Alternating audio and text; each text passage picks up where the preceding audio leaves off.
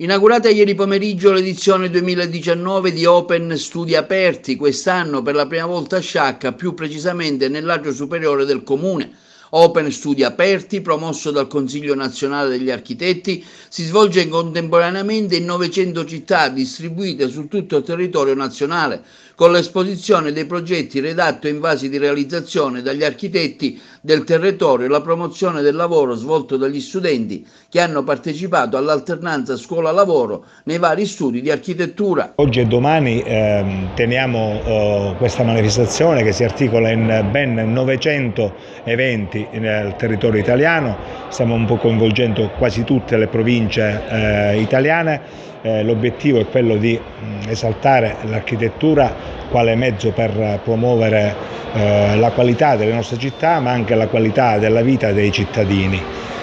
Oggi quindi non solo gli studi saranno aperti, ma ci saranno convegni, conferenze in piazza, performance musicali, visite ai musei, palazzi storici. Insomma, oggi sarà un giorno di festa per l'architettura e qui a Sciacca gli studi si sono aperti e ho potuto apprezzare la qualità della mostra allestita dall'Ordine degli Architetti. Sono progetti di grande qualità.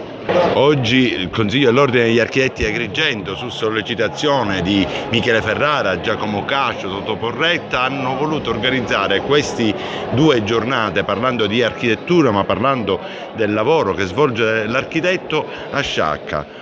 Un interessantissimo pezzo del nostro territorio provinciale, dell'intera Sicilia, dove gli architetti si metteranno a confronto e parleranno del proprio lavoro. Vogliamo entrare nel cuore della gente, perché dobbiamo far comprendere che non si può parlare del futuro delle città senza avere un architetto.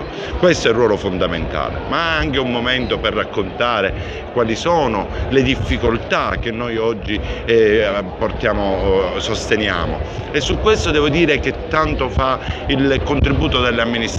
Dobbiamo parlare dei concorsi di architettura, dei concorsi di progettazione, perché solo attraverso l'architettura di qualità possiamo migliorare le nostre città.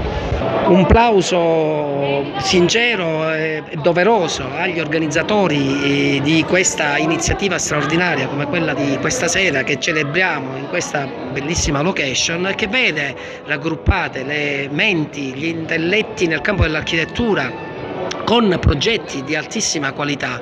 È un fatto particolarmente importante che i progetti, come dicevo, di qualità vengano portati alla conoscenza della collettività, della società civile, perché l'architetto oggi è messaggero del ben fare, come lo è stato anche in passato, ed è importante che il dialogo con il territorio si esprima attraverso idee che